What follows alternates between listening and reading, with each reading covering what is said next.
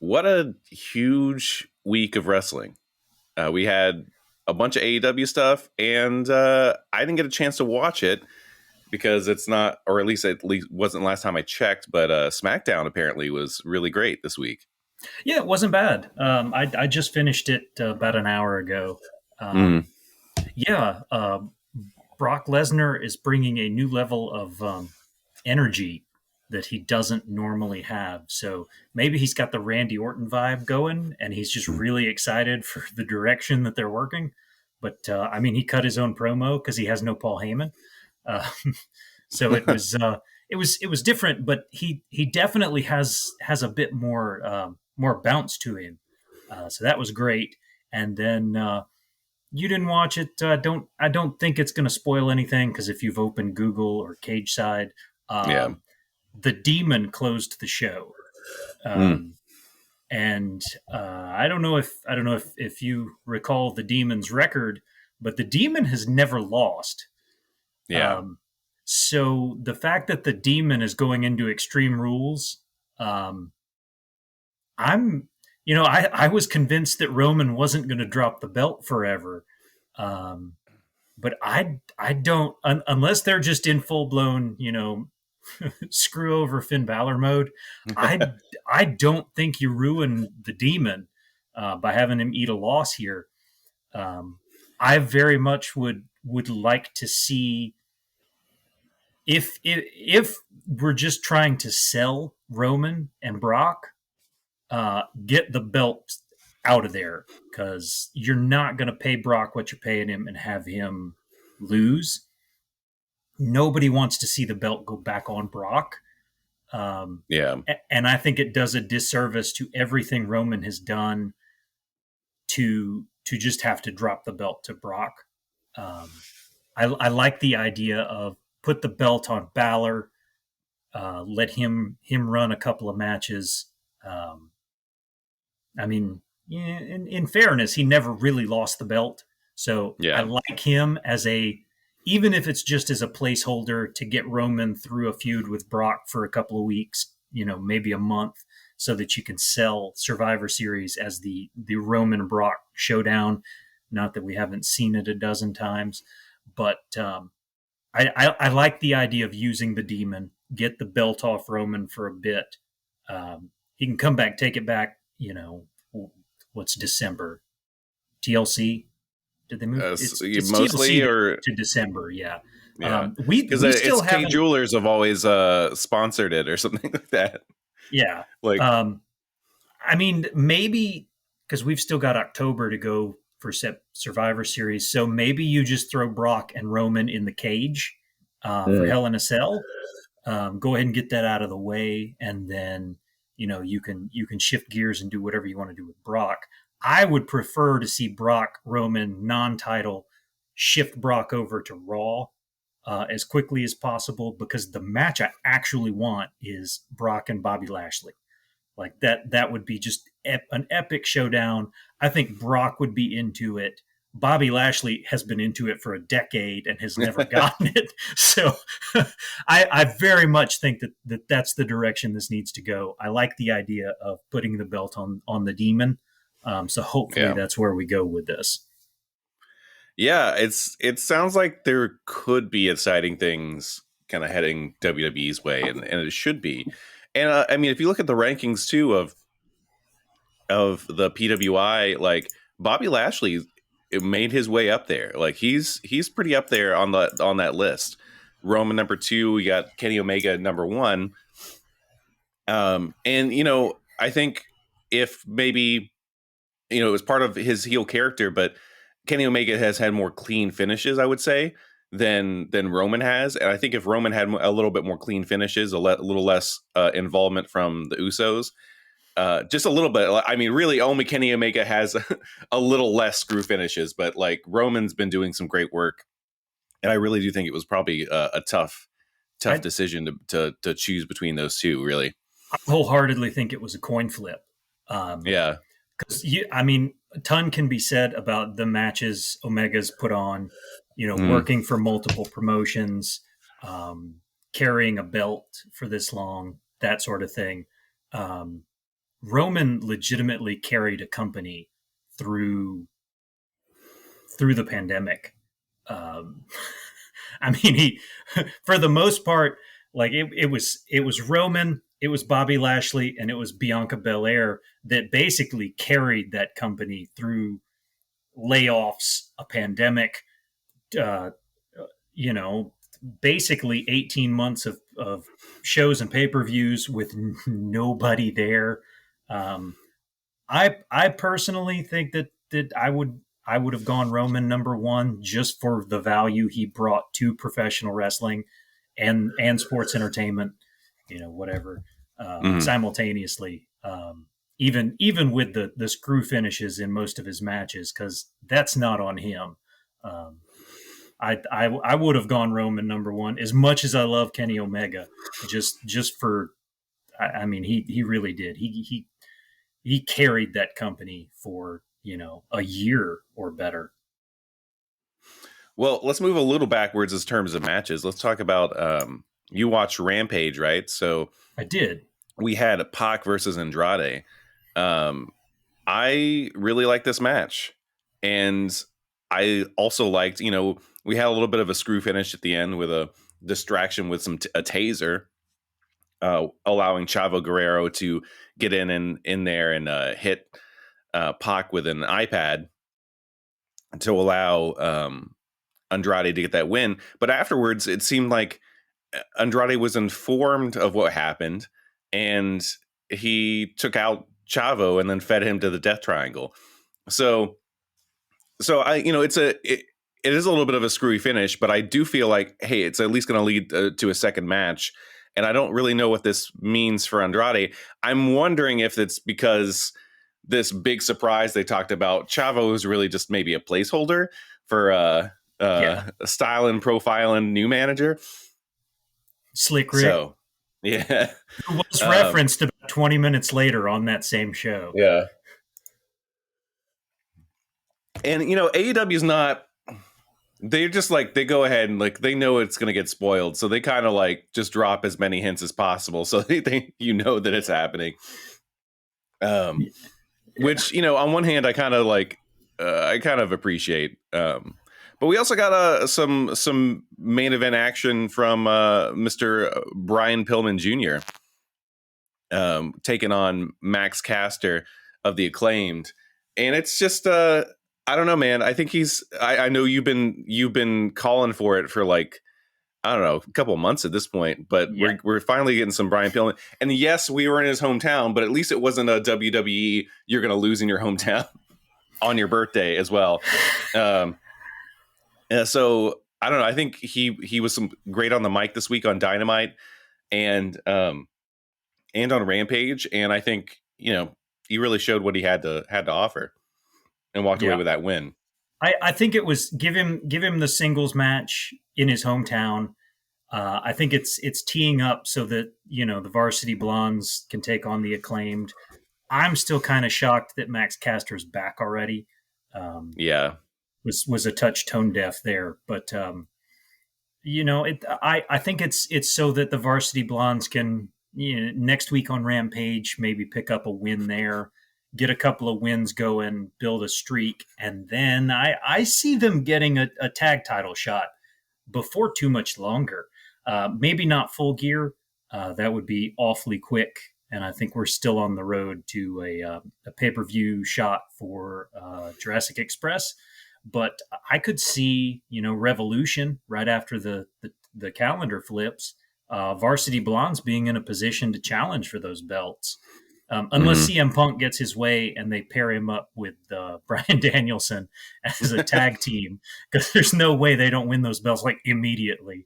Um, so I have been calling for it. They're wildly entertaining. I would love to see you know younger guys like Varsity Blondes continue to get the rub, even in a company that is so kind of inundated with veteran talent at the top of the show. Yeah, I think it's good to see, um, and we'll kind of see where that goes.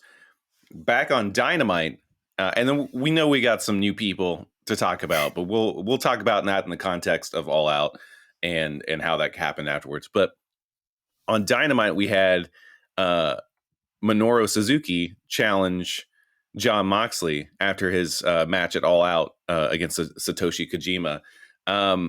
I was a little, I think you and I have a weird history of seeing Minoru Suzuki in the main event. Main event spots are not the great spots for Minoru Suzuki because it always seems to cut off. His match either gets cut off.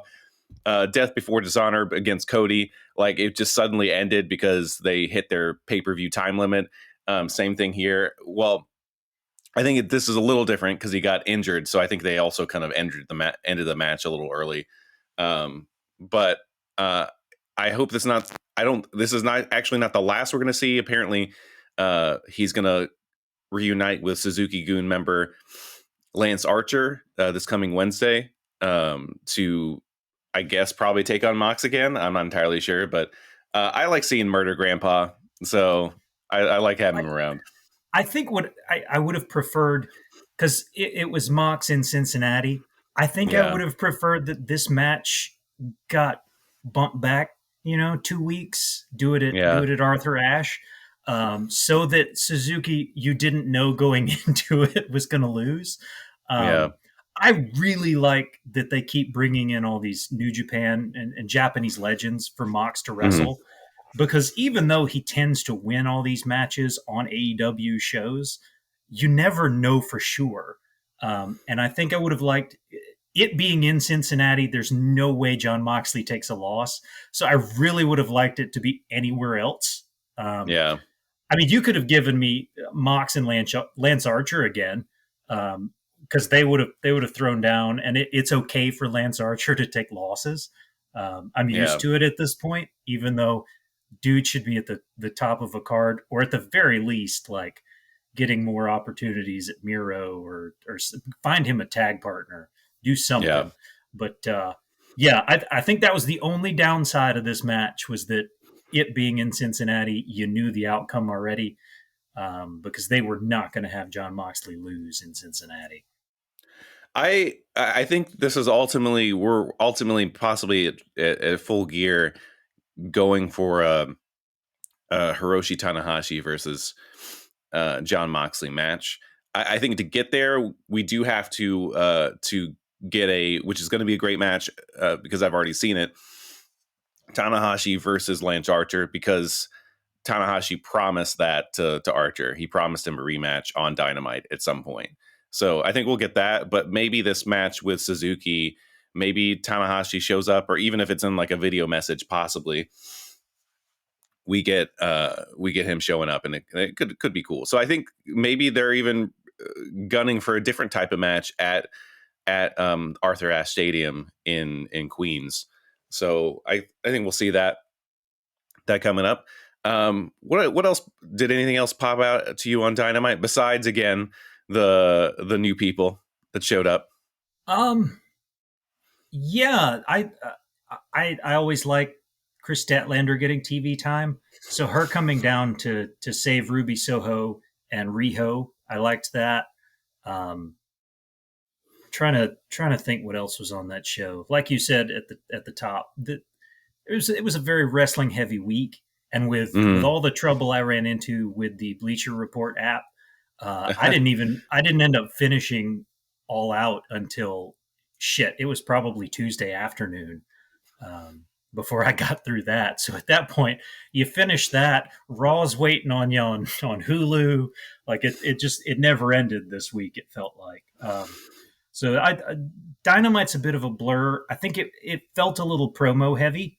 It was. I think it was for sure. Just they're trying to get all these new signees TV time.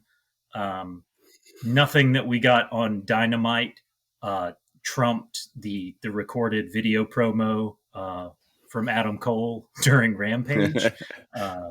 Just seriously, 15 minutes a week, just hand that guy a microphone and let him talk. It's worth it to me. I get it why, Bruce Pritchard thought that he could be a manager, because I pay to see the man talk. Like Yeah. I'm completely good with that. I realize that he is, once in a generation talent. And still, I pay to see that man talk. Even if I don't get to see him wrestle, but once a month, I, I need to see him talk.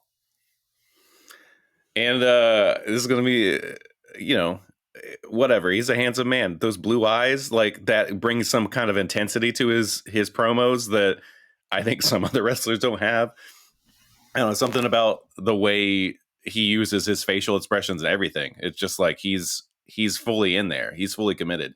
Kind of like when you talk about, I think one thing that separates what some wrestlers really need to do is take some acting classes in a lot of ways, because I think they really learn to actually believe what they're saying. Like, I don't quite believe like what Baron Corbin's saying most of the time, because I don't feel like he fully believes it. I think he got pretty damn close with this, with the latest version of his character, but definitely before. And Not even, they killed that way too soon. I mean, yeah, I get coming out of Vegas was a good time for it, but they're going yeah, back to Vegas in like fucking 6 weeks or something. yeah.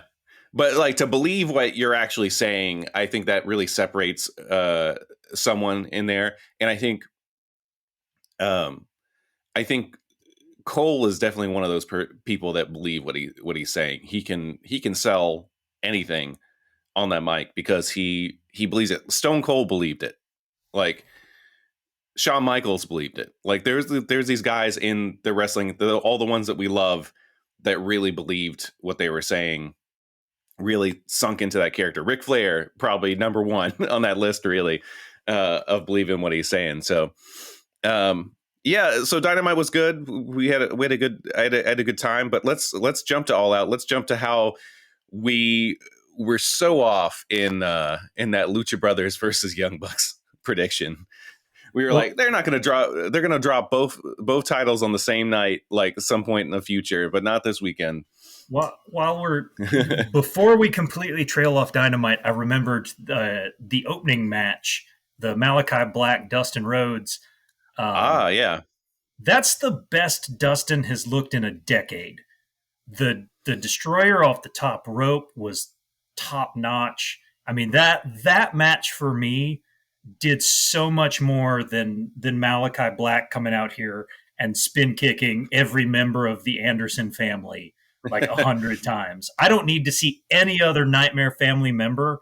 Like, as soon as Cody got beat with that chair, it should have been this match next.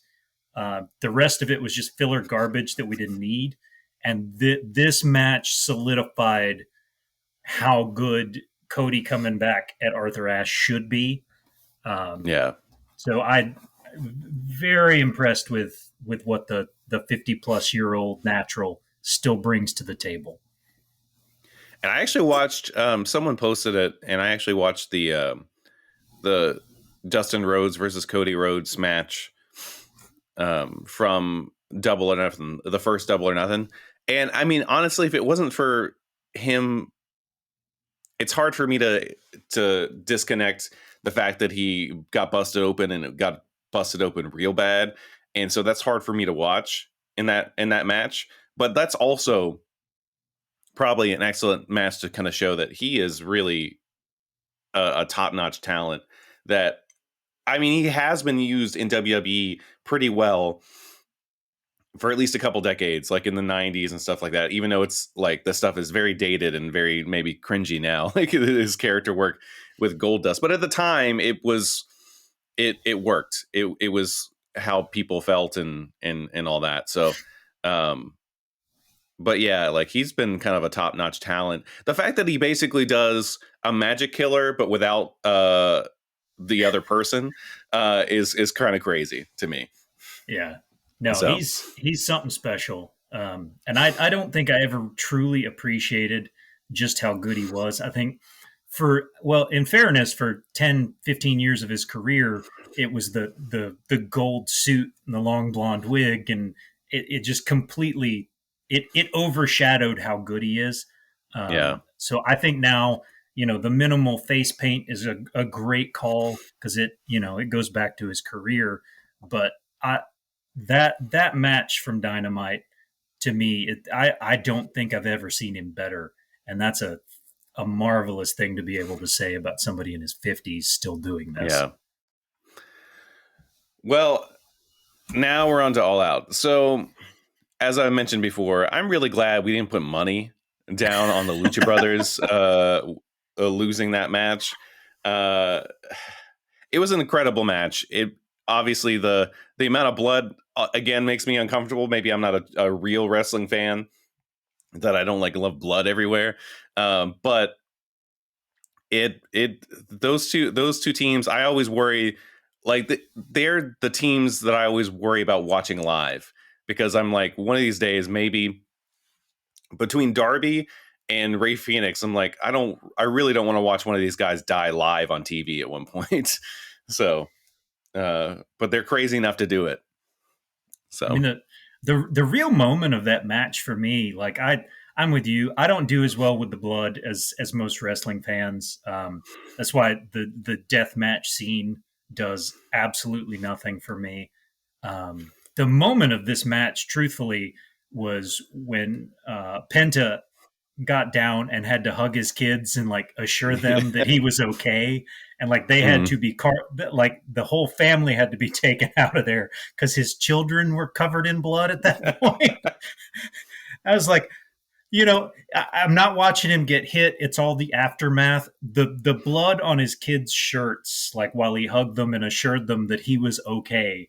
I think for me was the moment of this match. For all the crazy shit inside the ring, that part of the match meant the most in terms of I consider it storytelling, and that told more of a story than a sneaker covered in thumbtacks.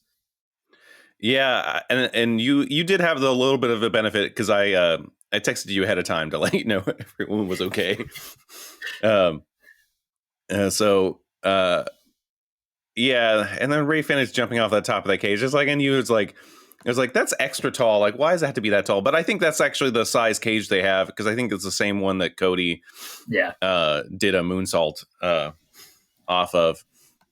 I think it just looks awkward because we're used to steel cage matches being that like 8-foot play cage that WWE uses. Yeah.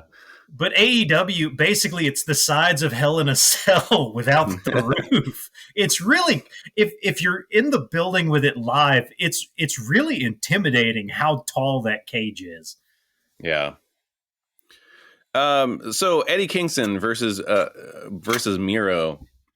I thought this was a really solid match. And they ended in a way where it feels really likely that we're getting this again at Arthur Ashe Stadium, in Eddie's relatively home turf. It's not his in New York City borough, but it's very close. I think we really saw Miro being kind of taken to his limit, and then these guys have good chemistry. I want to see these guys fight, and it definitely would not have been a fantasy booking match I would have put together. But it ended up being a match that that has worked out really well, and I want to see this again. I said last week that I predicted this would be the match of the night, and I stand by it. I from start to finish, I thought they did a great job. I think I'm with you. I think that this match needs to happen again. It needs to happen in New York City, and Eddie Kingston needs to take this belt at Arthur Ashe. Miro, for some reason, it's weird the way they've done the TNT belt, because it's going to be defended every week, and then this guy doesn't defend it every week. It's like every 3 weeks or something, and it's sort of toggled back and forth depending on who the champ is. Eddie wants to fight every damn week, and I think holding this belt for a couple of months is just going to further solidify Eddie as one of your top players in this promotion. I love the idea of getting this belt on him in New York, where he'll get the massive pop. And then just every week, let him come out, open challenge, because he's ready for a fight. I'm all for it. I'm all for anything that gets Eddie Kingston as much TV time as possible. I fucking love this guy. Like, the great thing about Eddie is and honestly, the same thing can be said about Miro. They both can be hilarious one moment and like absolute killers the next, like on the microphone. And that's an incredible talent to have. I know there was an event at Starcast we went to years ago, and Eddie was just like killing time on the microphone for like 15 minutes before the actual event. And he was amazing. He Yeah. just has a great like presence, and he can control a crowd.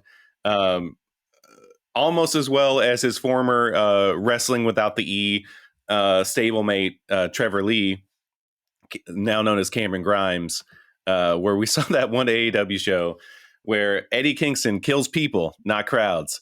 So we'll have to go with that. And of Yeah. course, we had Eddie wearing that redeem D's nuts shirt, and afterwards Miro tweeted, "Asking you shall receive. Your nuts have been redeemed." Which is just great work. Yeah, I remember we went. I don't, prior to AEW, I didn't keep up as much with the indies as I probably should have. Yeah. But from shows we've been to, I was very familiar with Eddie Kingston and his mic work in particular. And I remember we went to that, and I had a few more than I should have at Starcast, and we went to that podcast recording that Eddie Yeah. Kingston was the guest on, and he said something like to the crowd, and I said, "I don't know anything about this podcast. I'm here for you." And he was like, "I appreciate that," and then went about what he was doing. I love this dude. Like Yeah. he's the man to me. And the crazy thing is, he got like at the beginning of the pandemic, he got stuck in the UK for a moment, and like he was out of bookings, out of money, and he like sold his boots to get back home and to pay his mortgage. Like, Yeah. and like he went from that to like now he's not main eventing pay-per-views, but he's jerking the curtain on it. Like that's also like this almost the second most important spot on a show like that. So it's pretty cool. John Moxley versus Satoshi Kojima, it was fun. It's kind of like his other matches. I do like that the more deliberate, the slower New Japan style that we get. It was good. But the big moment was Minoru Suzuki coming in afterwards. Yeah. Britt Baker versus Chris Statlander. I love Statlander.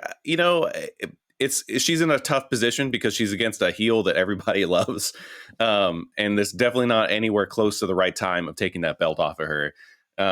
So she's in a little position that's a little not lame, but it's just like, yeah, it is what it is. Like she wasn't going to win that match, Yeah. and she looked pretty good during it, but not as it was a clean finish. Britt Baker winning, so.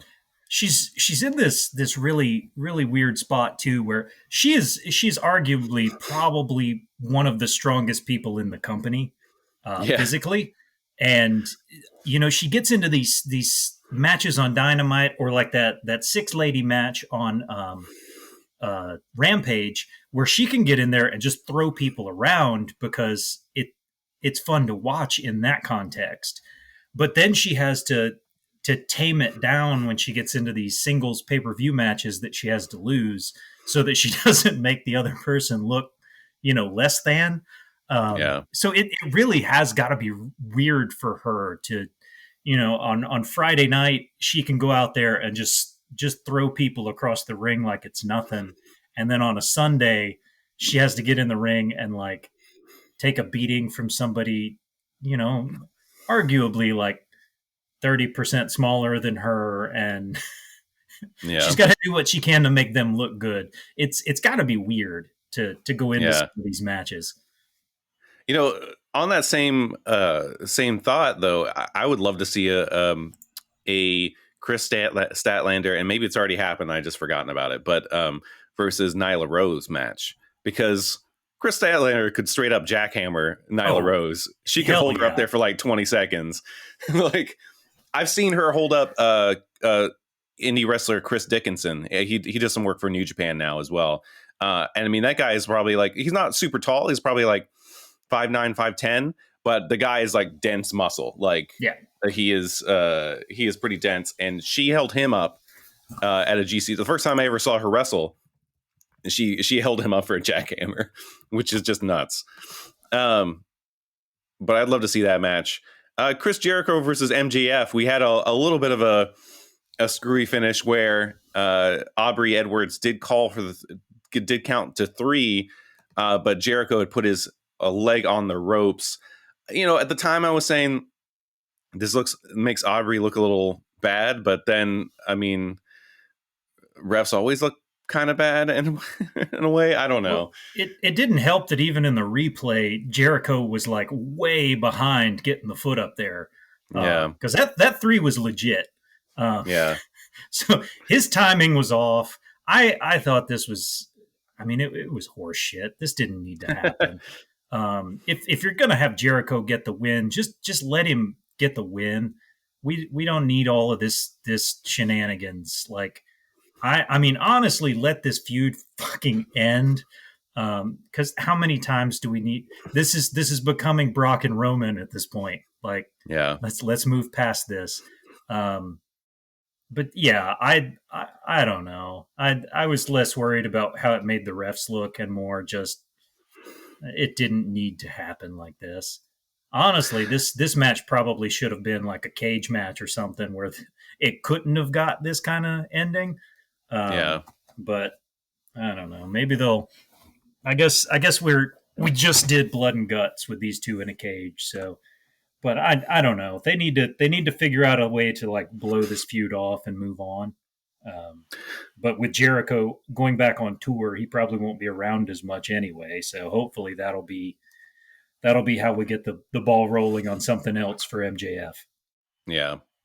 Yeah, it seemed like, I mean, MJF had that altercation with Brian Pillman on the microphone. I don't know if that's where, I think that was just a temporary thing because we're in Cincinnati. But you know, I don't know. We'll have to see. Making fun of Aunt Linda, I don't like that. Which CM Punk also said hello to in his promo on Dynamite. So we had CM Punk versus Darby Allin, arguably probably why AEW had the amount of pay-per-view buys that it's had. What did you feel about this? I thought it was pretty solid. Yeah, I mean it was straightforward. Yeah. There wasn't it didn't blow my mind. It didn't disappoint. It was as good as any of these Jon Moxley and the New Japan guy matches. So it was fine. It like the earth didn't shake as I watched CM Punk wrestle. So I think it's sort of like when, you know, you go into one of these overhyped movies and then you're like, what the fuck is this? I think that everybody has built him up as this larger than the entire industry thing. So I was pleased that it was a good match. I was glad he didn't seem winded at all. Like he kept up with Darby, which is no short feat in and of itself. Like I mean, as much as I love Brian Cage, like Brian Cage seemed a little winded trying to keep up with Darby sometimes. Yeah. So yeah, I mean, it was a good match. They did exactly what was expected of them. I don't necessarily know that the best move is to immediately throw him into new feuds with Team Taz. They're kind of the lower card thing, but you know what? Maybe this is how you really start to push Powerhouse. I don't know. Yeah. I mean, Punk said he really wanted to go after Hobbs. So, like in an interview, he said Darby, he said Hobbs, he said Jungle Boy, and Hobbs makes sense because in that list of 3 people, I mean, Darby is a face, but Hobbs is definitely on the heel side, so that makes sense. I think it would be amazing if the next match was against Hook for some reason. We get Hook's in-ring debut against CM Punk. I do like that Darby did hit his suicide dive on Punk because in an interview, Punk said that was the thing he was least looking forward to taking after coming back to wrestling is a Darby Allin suicide dive. So he got to experience that like he wanted to. And let's talk about, you're talking about MJF and Jericho feud never dying. Um, what about Paul White and QT Marshall, or Marshall as he likes to be called? I think we talked about this over text. I will always have a soft spot for Paul White. He was my hero in the NWO. Like Mm. I you gotta love a man that can face heel turn 4 different times over the course of a single segment. Um, he does what he's asked. And in this instance, it was go out, spend 2 minutes beating the shit out of QT, and then get your pay per view moment, and then get off camera. Um, I as much as I love to rag on QT, and I will continue to do so because I don't understand all the TV time he gets, and I never will. Um, I, he was a good punching bag. I liked Yeah. giving Paul White a couple of minutes on a pay per view. I'm okay with, and they did their job. They were a filler to calm you back down. I can't remember where exactly on the card this was, but Oh, it was right before the main event. oh yeah. It was like So it cool down match right after the CM Punk Darby match, okay, yeah. which It we was thought it right. might be. Yeah. It was right where it needed to be. It probably could have gone right after I watched the bloody Penta kids walk off camera. Um, but yeah, it was fine. QT didn't get to do any offense, which I thoroughly appreciate. Um, yeah, just keep using him as a punching bag if you're going to keep force feeding him on us. Yeah, I just don't think he needs to be on a pay per view. At least he hasn't impressed me enough. And I get the point of a cool down match, but I think they could have done better. I think there was enough people not on this card that you could have done a match that at least changed the tone after that CM Punk match, that without it being kind of a throwaway. I mean, I do like Paul White as a person and stuff as well. But here we go. So Kenny Omega versus Christian Cage. There was that nasty table spot where there's no way Christian Cage's ribs didn't hurt like crazy after that match. And then we also had a super one wing angel from the top rope, or at least the second rope. I can't remember if where exactly position, but Jericho took one of those, and he said he couldn't get out of bed for a couple days after taking like a super one wing angel. So the fact that Christian was just back on Dynamite that next Wednesday is pretty impressive. Well, reasonably, Christian is in significantly better shape than Jericho. There's a difference between Christian eating that and the human potato eating that. Yeah. Um, I gotta throw a shout out to the camera crew for AEW. The move itself is a thing of beauty off that second rope. That camera work during that, it was beautiful. Mm, I can't point to a single time watching wrestling where I can actually just single out the camera work, but it was beautiful. I mean, they had exactly the right framing. I mean, I've never seen 4K look so good in a wrestling show. yeah. Generally, it's got that weird overly done frame rate like Smackdown has, where it looks pretty, but it's moving funny. Mm, Every part of that one winged angel was just beautiful to watch, and it was all because of the camera work there. I loved it. yeah. And then afterwards, we get Kenny Omega bragging about how he can take on anybody, living or dead. And we have the lights go out, and we have Adam Cole's new music, which is great. He still needs to learn the spot to do the boom now, which he was struggling with that second music he had in NXT. But he'll find it eventually. Like he was just starting to figure it out in NXT right before he's like, "Nah, I'm leaving now." um, but and he joins back up with the Elite. The Elite in BT held a seance to bring him back from the dead from his poisoned Monster Energy drink from several years ago. And he's firmly back with them. And then we had Bryan Danielson, which I was wondering, like, how are we getting to this point? Like, they started beating down Christian some more. Jungle Boy and stuff came out, and Bryan Danielson also came out, and we had just a crazy way to end the show. And it's I don't know, it was exciting, and it made CM Punk feel like a footnote in in that show. So Everything about the last 10 minutes of that show was marvelous. yeah, From the one winged angel through Adam Cole coming out, and you're like, okay, this is that big thing that ends the show, and that banger of a damn theme song. yeah, It sounds just like the old Undisputed Era theme, but it's not. Um, yeah, like it, it's awesome. If you somehow listen to this podcast and didn't watch All Out or Dynamite and haven't heard this theme song, find it. It is a banger. Comes out and you're like, all right, here it is. The second coming of Shawn Michaels is going to super kick the shit out of Kenny Omega. No, no. Here comes the hug with the Young Bucks. All is well in Kenny Omega's world. Flight of the Bumblebee. Like, let's just bring out Bryan Danielson because you didn't see it coming at that point. Like, you thought Adam Cole was that show ending moment, and it wasn't.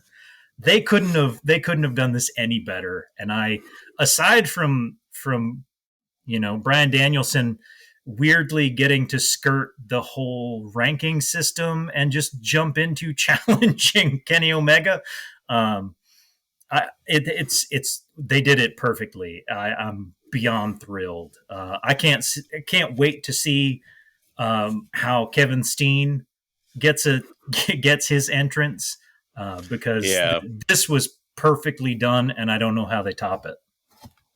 Yeah, it was fun. It was a fun weekend to be a wrestling fan. I remember when with like the Hardys coming back in WWE. Like, I remember when Shane McMahon came back after a long absence. Like, there's certain times where it just feels like your patience as a wrestling fan like is paid off, and that felt like one of them. I was thinking the whole show is just like, I know it's rumored that Bryan Danielson's going to be on this show, but like, how does he fit into all this? Like, how is he, like, does he just show up after they ended Christian Cage versus Omega? That doesn't make any sense.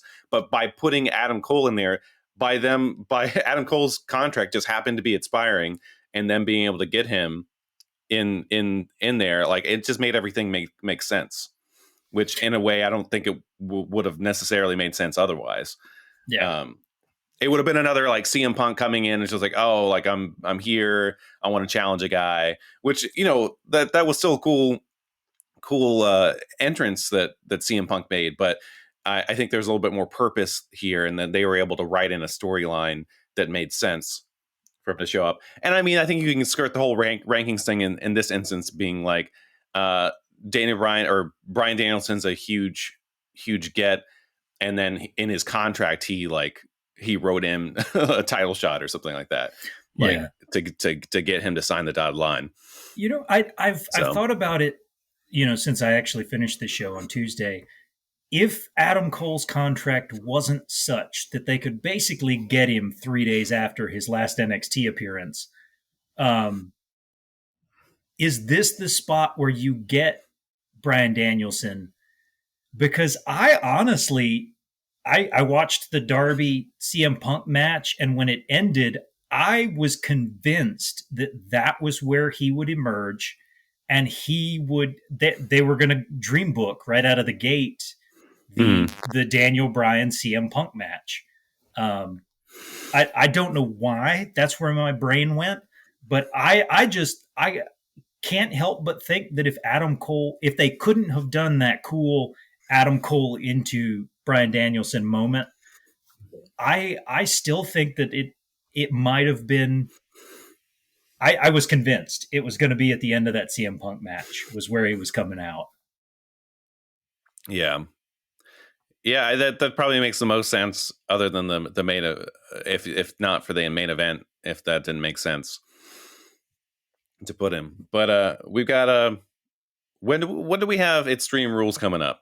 It is next Sunday, I believe. So the 19th, Okay, I so think. we will if that's the case, then we'll have a preview of that show that show No, it's before that the happens. 26th, so it's 2 weeks out still. Oh, So okay. So we'll just have our regular episode then between now and then. they Um, kind of jumped the gun on the demon a little bit, but all yeah, right. I don't know. But we got that coming up, and we have Arthur Ashe Stadium also the same week, right? So we have I don't know where they are this week, but I think it's next week is the Arthur Ashe. It's going to be strange because I actually watched the U.S. Open women's final yesterday, and or at least the end of it. And the way that tennis stadium is, it's like it's kind of telescoped up, and Yep. there's not a lot on the floor. So it's going to be a very unique setup that I'm interested to see how they handle that. But it'd be kind of cool, something a little different. But we got some wrestling and see if WWE can capitalize on that Smackdown show that at Madison Square Garden that everyone kind of seems to have liked it, both backstage and viewers and stuff as well. So Well, it's a got little. that working out. They were going to get good feedback. I mean, they gave us Edge versus Seth Rollins 2, which was great. And now I'm convinced that they're going to get the rubber match at Extreme Rules in a Extreme Rules match, which scares me for Edge's health. But so I mean, you got that. You got they snuck a fucking contract signing in there, which I never want to see. But you did get Becky Lynch in this John Morrison esque fuzzy, just like floor length jacket thing, just looking like a '70s pimp out of an old movie, um, which was awesome. You got two different instances of Roman once confronting Brock. You got the demon confronting Roman. Shenanigans ending a Street Profits tag title match. Um, I mean, it was just top to bottom. It was a good show. Lots of Paul Heyman. Uh, just tons of TV time for Paul Heyman. But yeah, it's a good show. Hopefully, uh, whoever is there to run Raw was paying attention, and they can get that show in line. They're doing better with it here lately, but it's still if they could just get past having the same fucking match every Monday, like we'd be great. Give me Yeah, give me an array of opponents for Sheamus. He doesn't have to have a belt to put him on TV in a match. He puts on a banger every time he gets in the ring. Quit editing John Morrison matches off TV. yeah, I think he wrestled Karrion Kross this week, and it wasn't on the Hulu cut. Like most people, I'm just assuming based on ratings, most people that watch Raw are watching the shit on Hulu. We're not watching USA because the show is an hour and 20 minutes of commercials and nobody wants to watch that. So yeah, you're consistently editing your best performers out of the version that everybody watches. You're wondering why everybody's bored to tears with what you're putting out there. Like, it's not rocket science. Just give us more actual fucking wrestling. yeah, God, put Bobby Lashley in the ring with anybody. I just anybody. I don't care who it is. Have him wrestle. I don't want to listen to MVP talk for 20 minutes an episode. Like, start editing some of the bullshit promos out of the Hulu version. You can fix Raw. It is not hard. You have all the talent in the world. You have the best performers on earth on this show. Use them. yeah. This shouldn't be hard, and I don't get why there's only you got to you fired 90% of your employees, but Raw still has, I don't know, 20-25 people on the roster, all of them incredibly talented. Why do we only see 6 of them a week on a 3-hour fucking show? Yeah. It, I it, mean, I don't know if you saw Mick Foley's video, but he was, that WWE, we have a problem. And he also pointed out like that John Morrison, I know you like this version of John Morrison, I do too, but just saying as a contrast, he showed a Killer Cross versus Johnny Impact like match graphic from Impact, where it was for the title, and then they showed, Karrion Cross in his stupid gear being hit with a dripstick, which, I like John Morrison. I think he does great, but still, like, it's like these two guys should be higher up your card Yeah. than they are.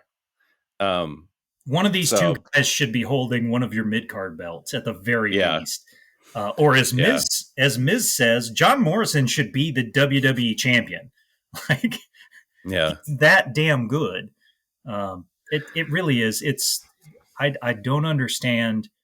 If you look back at what Vince considers the heyday of wrestling, which is obviously just beefed up, late 80s, early 90s WWE, WWF, they didn't go out and cut 30 minutes worth of promos during the broadcast. Like, you got them here and there. It was a couple of minutes. It was wrestling. You got a 2-hour show. You probably get 10 matches, commercials fill most of the other time, and then a couple of quick promos. It was all backstage stuff where, I'm coming for you, Junkyard Dog kind of shit. Like, quit writing these guys who can't fucking act 10-minute scripts to memorize. Like, it doesn't work. I mean, and yeah, like when you had the Attitude Era and you had Jericho and Austin and Rock, these guys that believed every word that came out of their mouths, and they were given a microphone and told to go vamp. They lived and breathed their characters. That's why it worked. You don't have that anymore. You fired all the yeah, guys that were capable of doing this. Now you're just left with like the Vince guys. They're not actors. They're athletes who have been trained to wrestle these matches. You've got to like put them in the ring and let them do what they're good at. yeah, yeah. It's crazy. Yeah, I was just thinking, like, even Billy Gunn as Mr. Ass believed 100% of what he was doing, and it came through.